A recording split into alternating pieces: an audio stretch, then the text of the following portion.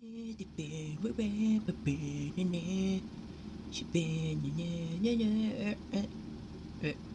what's that? Oh, seems to be an oven. Oh, it is an oven, Rich. Oh, yeah, look at that oven. Look at this gas, Rich. Oh, look at this, baby. Well, better get my apron. Let's cook something on this beauty.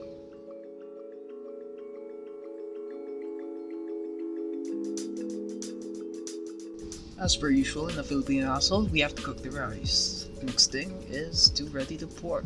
The pork we have here is actually menudo cut. Menudo cut has a healthy ratio of meat to fat, in which we'll proceed to put in the cutting board and slice into small cubes as seen here on the video.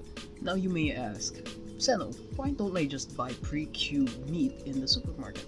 Well, to tell you the truth, these were the only available kind of meat on my fridge, but it actually is the kind of meat that I would actually buy in the supermarket just for Lechon Kawali because it's a healthy ratio. You can actually just buy adobo cut if you want, or just pre-cubed meat, or pre-cubed pork in this matter.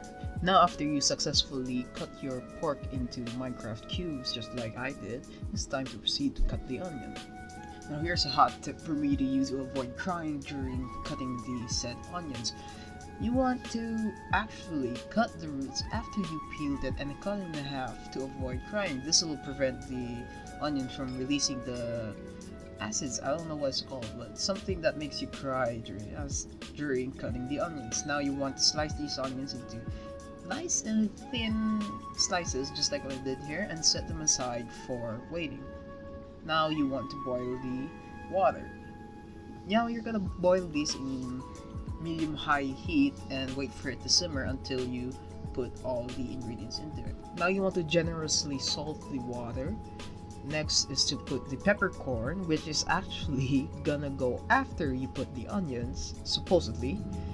And then you want to put bay leaves into laurel leaves. Don't do what I did here using a knife to get that stem off. You should ideally just use fork. Now you have to put the pork in batch by batch, making sure the hot water doesn't splatter onto your hand. Next is to the secret thing is to put the soy sauce into there. Now you want to ideally boil these in around 20 minutes or so. In between the minutes, you may actually notice some kind of gray gunk or some gray substance surfacing on the surface of the boiling water. Now, don't be alarmed, it's just the impurities coming from the pork. Now, once 20 minutes has passed, you may now actually proceed to drain the pork. Another thing I forgot to add is that you'll know when the pork is ready when you start to smell adobo, which is a beautiful smell that all Filipinos know and love. Next thing you want to do is to clean the pot that you just used for boiling and then reusing it for frying the lechon kawali itself. Now you put back the pan and put it over a medium-high heat and then put back the pork once again. Now you'll actually have to use Ginisa mix again because it's everybody's favorite and it's the most delicious thing you can put on anything. It's like MSG. Well, it's kind of like MSG. Anyways, now you want to actually fry the pork. Now you actually let the pork be undisturbed for a couple of seconds or minutes, I should say, and you put a little bit of oil and then stir it around every now and then. Now here's the tricky part. You have to be very attentive and very patient. You want to stir the pork every now and then pour some Ginisa mix into the mix. Well, that actually made sense. Now you only want to limit yourself to using 2 packets, putting half a packet every 5 minutes into the pork kawali, lechon kawali. I actually called it pork kawali. Now here's where things get to be interesting. You'll actually see the pork actually desizing, actually turning into very small cubes. Now this is where the cubing actually takes in effect. If you actually have a big slice instead of cubes, it'll actually just shrink a little bit, but it's not gonna be too crispy. Now, if you're actually gonna use cubes, just like what I did, it's actually gonna turn very small into bite-sized, and it'll actually be very, very crispy. I guarantee you that, and it'll make perfect pulutan if you have inuman in your neighborhood. Now after a few minutes pass, you will actually notice some of the pork cubes turning into golden brown. This is actually one of the first signs that it's almost done cooking.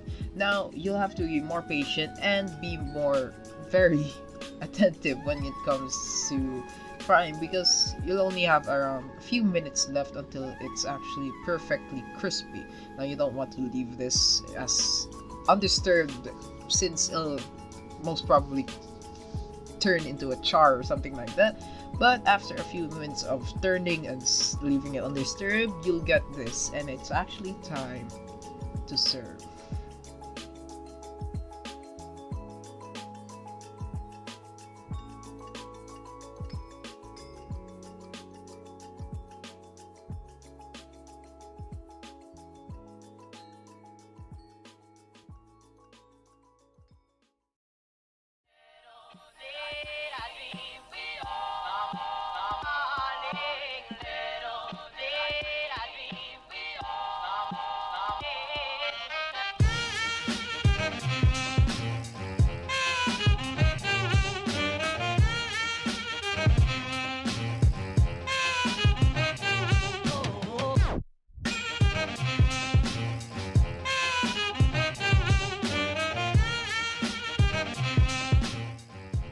Now, aside from being the perfect pulutan, it actually could be the perfect ulam. Now, you can use real mayonnaise or some soy sauce accompanied with some chili garlic oil to actually kick the flavor more when you're eating it with rice or actually drinking it with beer.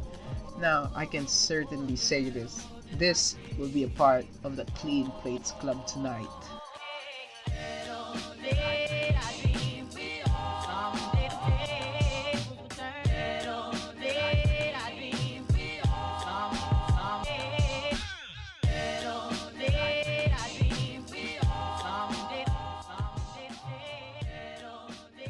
Thank you for watching this video. Actually, you can expect more cooking videos from me because I actually tend to enjoy cooking a lot.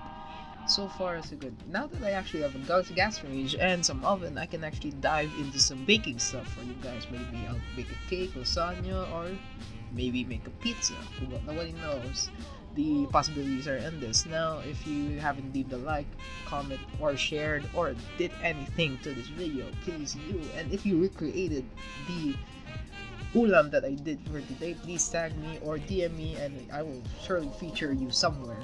So, thanks for watching, and Seno out. Peace.